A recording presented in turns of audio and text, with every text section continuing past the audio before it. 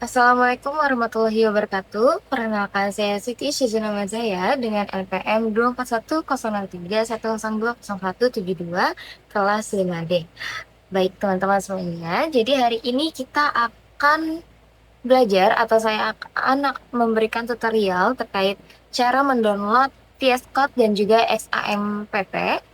Oke, mungkin bisa langsung saja ke tutorialnya. Oke, teman-teman. Jadi, tahap pertama pasti kita harus buka laptop kita masing-masing dan ini merupakan layar dashboardnya. Kemudian teman-teman bisa pergi ke Chrome. Di sini saya sudah buka. Oke, langsung aja teman-teman bisa searching VS Code. VS. Oke, kita enter. Kemudian yang di atas ini kita klik 2 kali. Kemudian kita klik yang ini, download for Windows. Oke. Ini otomatis sudah terdownload ya teman-teman, karena proses downloadnya yang cukup lumayan lama, jadi ini akan langsung aja kita skip ke bagian saat sudah selesai download ya. Oke teman-teman, jadi sudah selesai di download, jadi bisa kita klik, langsung saja kita klik. Oke, dia muncul di mana nih? Oke, di sini teman-teman. Jadi kita klik 2 kali. Microsoft, oke. Next. Install, preparing to install. Jadi ini udah masuk ke proses instalasinya.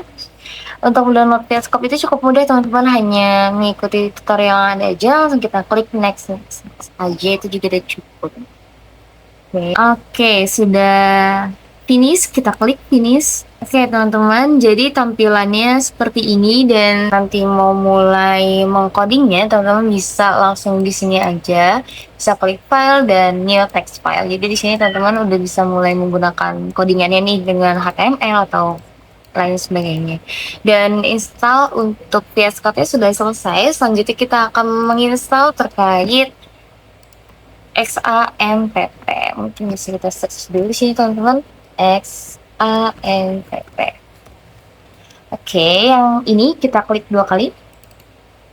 Kemudian di sini kita ada 3 versi ya teman-teman, sebenarnya sama aja, tapi karena saya mau versi terbaru mungkin ya kita bisa coba versi yang ini karena emang mungkin bedanya di size-nya nih karena lumayan besar. Kita klik download. Otomatis terdownload juga dia teman-teman, sama seperti yang tadi, sama seperti VS Code. Jadi kita tunggu sampai dia terdownload ya. Ini lagi nunggu. Nanti kita tunggu sampai hasilnya aja. Oke teman-teman, jadi XAMPP sudah terdownload. Kemudian kita klik. Oke, kita boleh klik no. Kemudian ditunggu sebentar ya, nanti juga ada klik. Kita klik yes. Jadi harus kita tunggu dulu teman-teman. Oke. Oke. Nah, ini tinggal kita jadi ini kita bisa langsung klik next aja. Nanti dia otomatis installing. Dan mungkin akan nunggu beberapa saat sih teman-teman, karena ini proses instalasi yang cukup lama.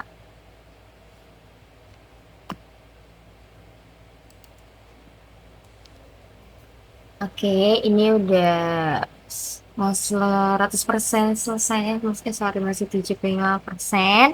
Kita tunggu. Oke, kita klik finish. Oke deh, otomatis udah muncul ini XAMPP-nya. Dan nanti teman-teman kalau misalkan mau menggunakan XAMPP ini untuk korelasi ini sama localhost-nya, tinggal diklik start aja. Jadi otomatis dia bisa itu kok munculin codingan kita dalam localhost. Oke, mungkin teman-teman sekian saja ya tutorial terkait cara mendownload XAMPP dan cara mendownload VS Code. Nah, namun selanjutnya saya ingin jelaskan terkait beberapa HTML yang sering digunakan. Mungkin untuk contohnya, ini kita bisa cari W3 Schools, kita klik 2 kali di sini. Dan di sini kita bisa klik HTML dan banyak sekali ya teman-teman HTML yang bisa kita pelajari. Namun hari ini saya hanya akan mempelajari 10 HTML saja. Dan ini juga mungkin tidak terlalu rinci, hanya gambaran besarnya aja terkait HTML yang ada. Oke, selanjutnya yang pertama mungkin ini kita bisa lihat ya teman-teman HTML headings. Dimana kalau seperti yang teman-teman tahu, heading itu berfungsi untuk ukuran-ukuran juga ya, perbedaan penempatan title juga atau judul. Seperti ini teman-teman bisa lihat contoh codingannya. Ini H1 berarti artinya heading 1, H2 artinya heading 2, seperti itu. Kemudian juga ini ada beberapa contoh lainnya gitu. Misal H1 atau heading 1 itu sebagai tag title, terus H2 atau heading 2 itu sebagai section title, dimana nanti ukurannya itu akan berbeda-beda nih, kayak heading 1 lebih besar, nanti heading 2-nya lebih kecil.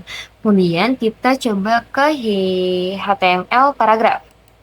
Oke, namanya HTML paragraf, pastinya ini terkait paragraf, dan HTML-nya itu elemen yang digunakan ini guys, kurung buka, pack di, terus kemudian kurung tutup. Atau ya seperti ini. Nah pastinya dia untuk membuat paragraf baru aja sih, kayak gini. Nanti kalau teman-teman mau coba, nanti kita buka kurung pack, tutup kurung, kemudian bisa ngetik.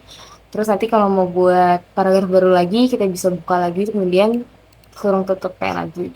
Terus selanjutnya ada HTML color white. Kita cari dulu guys.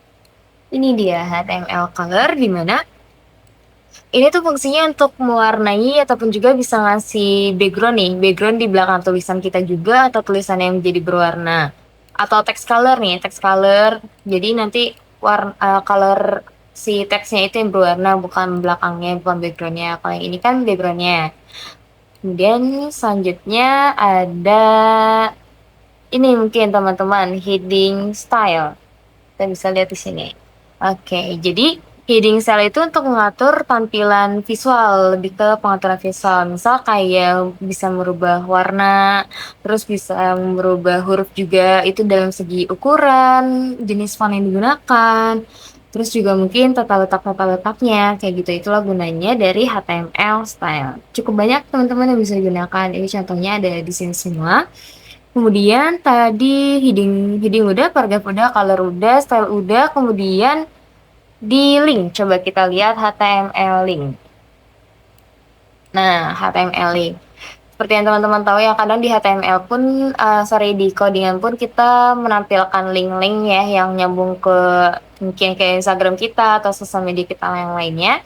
Kita bisa menggunakan HTML link. Nah, menggunakan HTML-nya A ya, teman-teman. URL ini merupakan link kita. Seperti itu. Ini contohnya. Oke, mungkin selanjutnya ada juga HTML image. Oke, HTML image ini agar kita bisa menampilkan foto-foto nih teman-teman. Yaitu kita menggunakan img. Nah, terus juga nanti di bagian sini teman-teman harus sesuai nih. Misal gambar yang teman-teman download itu namanya A, berarti di sini namanya harus A juga. Karena kalau misalkan tidak seperti itu, maka tidak akan terbaca gitu. Kemudian juga ada yang namanya HTML page title. Nah, page title ini sebenarnya lebih ke judul sih teman-teman. Untuk nampilin nama nih yang biasanya ada di halaman awal website. Nah, HTML page title. Untuk elemennya ini ya, title. Kemudian kita bisa lihat lah contohnya seperti ini nih. Nanti kalau misalkan muncul di website, ada tampilan seperti ini. Nah, itu kemungkinan besar menggunakan HTML page title seperti itu.